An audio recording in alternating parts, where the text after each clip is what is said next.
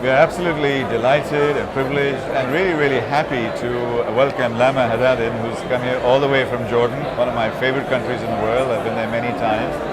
And she's here, and she's the Chief Development Officer and Chief Community Development Officer, and also a blogger. She's a foodie like me, and we have lots and lots to talk about. So I'd love to welcome her. Lama, welcome. Good to see you. Thank you. Lovely to be here. You too. So, are you enjoying the energy of this place? It's buzzing, to be honest, and I did a lot of networking. There's a lot of new startups upcoming, and it's very promising, to be honest. Tell us your story. Where did it all start? Okay, so basically I joined baaz.com in 2015, end of 2015, and it's this new website / app that takes care of enriching the Arabic content in facilitating tools. So we have basically an NLP engine, natural language processing engine, that is bilingual, and it takes care a lot of the Arabic content because there's actually none servicing for this region on other platforms. So it's a social media platform as a level 1 that you can post on and do whatever you do on other platforms. On the second level, you can say it's an aggregator because you can put all your social media networks in one place. You can see all the content on it, and you can even post with one click on every account you have. And on the end of it, the final layer, or the level 3 on Baaz, is you have the trending topics, which means we have all the input from all the social media networks that we have collected from the accounts on Baaz and on others that you guys follow as users, come up as trending topics in countries. You told me about your product. That's not your story. That's what you do. Flashback into your early life, in typical Hollywood, Bollywood style. What were your inspirations? Were you a naughty child? Were you, how did you come out? We want to know about you as a person. Okay, as a person, first I'm an architect. Brilliant. Who deviated into social media and networking. I opened my own food blog in 2012. And it hit really big. And then I went into NGOs to work with women empowerment and collaboration with social media marketing for small entrepreneurs from refugees and local communities. And then after that, I was spotted by Baaz to create this lovely community online. So what was your catalyst as you were a young girl going out there building these new things? What drives you? What excites you? What gets you going? I think you can say the new and socializing, basically. I've been always told that I talk too much as a child. So put down by many, but I keep praising. Very good. You always get told to quiet down and just, stop talking. I read a lot, and I read a lot as a child, and that kind of pushed me to know everything about anything. So I could speak about any topic. Right, that's good. Pretty much. That pushes you towards the community and socializing with people, and then at the end of the day, you'd be able to serve a certain thing through that. So your first love is the blog. Okay. Tell us a bit more about that.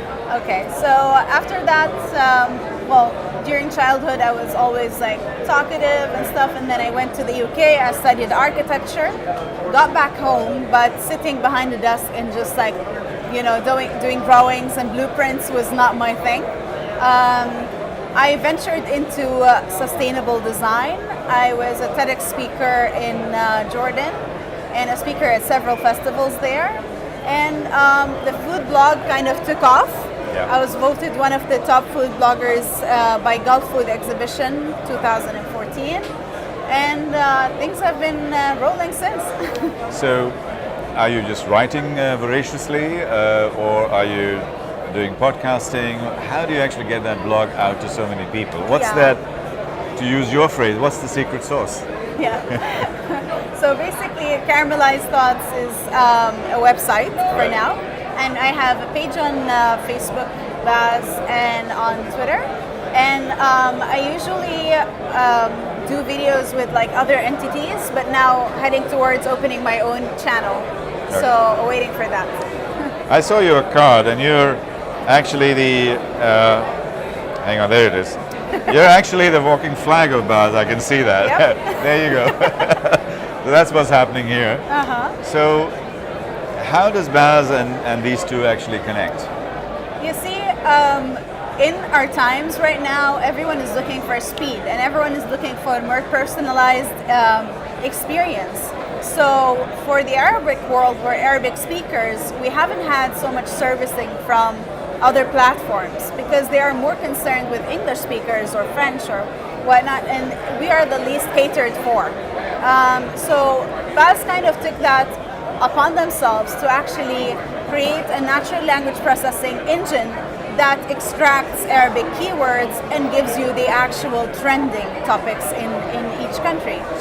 So let's take it into what I would call a real format. We're a company, we're about storytelling, we have 1,000 hours of stories, okay? Yeah. We come to you and say, Lama, we've got these stories, we'd like to get them out there. What's my process with you?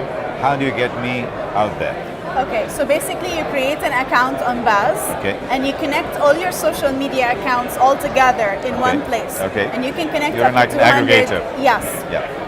Over 200 networks in the same place. Right. You can just collect them all together, and then when you want to post anything, if it's video, pictures, or even content, just content, all you need to do is set up your post, and just with one click you can post on all of these places together.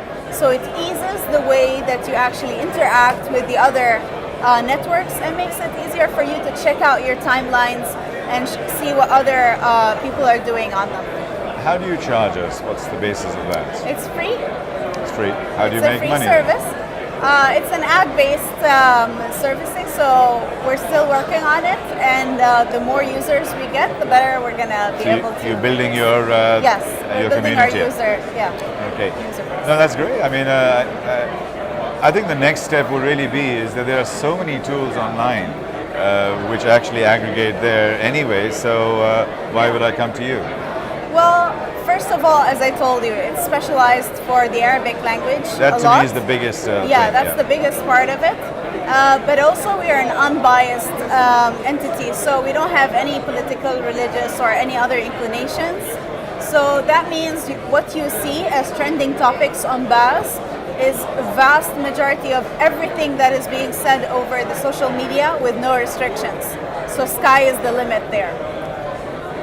Moving forward over the next, say, 2 or 3 years, how do you see your blog developing? How can we work together? Because I'm a foodie too, so please tell me that. Well, let's see. Maybe we can find a way to do culinary tours through baaz. Okay. Culinary tour. Is that one of the ways you project it? Yes.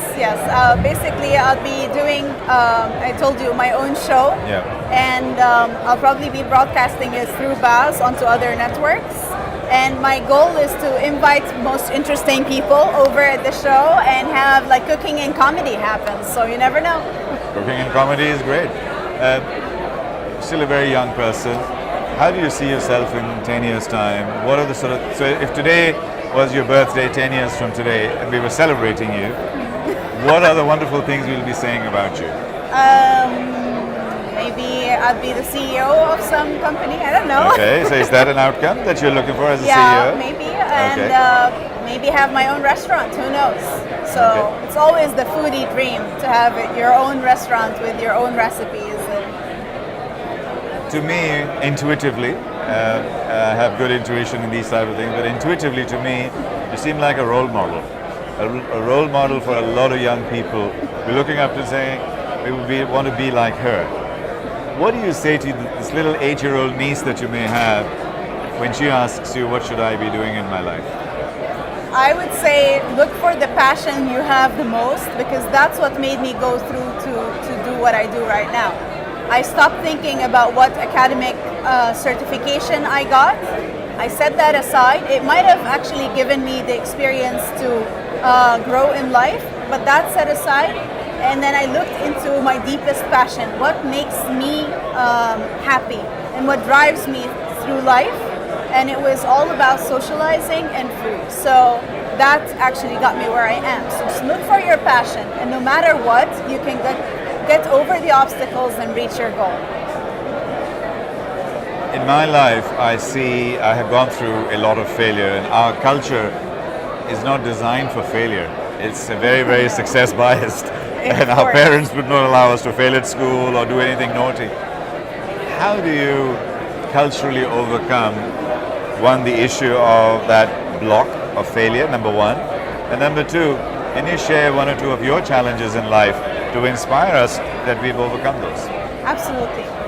First of all, I have very supportive family, and this entity of the family being so wrapped up around you, wanting you to succeed in a really nice way, kind of gives you a push. And they were very supportive of me changing career path and like moving on from, because the dream of everyone in Jordan is like, okay, so my son or daughter will be either a doctor or an engineer. Absolutely, I had the same thing.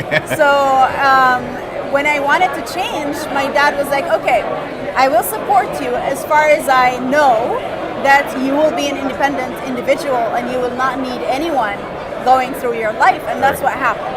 Okay. So the family unit is very important. Some of the challenges I had were basically, sometimes you apply to companies, and when they don't see that you have, for example, a marketing or a business certification, they kind of doubt you. But then if they look through your social media networks nowadays, they know what kind of person you are. Competitive market is an issue sometimes, but at the end of the day, those who have the biggest passion kind of get through it. So, any last bit of advice for all the young startups and the people that are here? If you believe in something, just go ahead and do it. It doesn't matter what people tell you. If it's a good idea, if you believe in it enough, it'll work. Thank you for talking to the camera. And finally, so when do we go on our culinary and comedy tour? Once you get to Jordan. I look forward to it. Lama, you've been a real star. Thank you very much, and you're a great inspiration to a lot of people. Thank you. Thank you very much. Thanks, Appreciate thanks. it.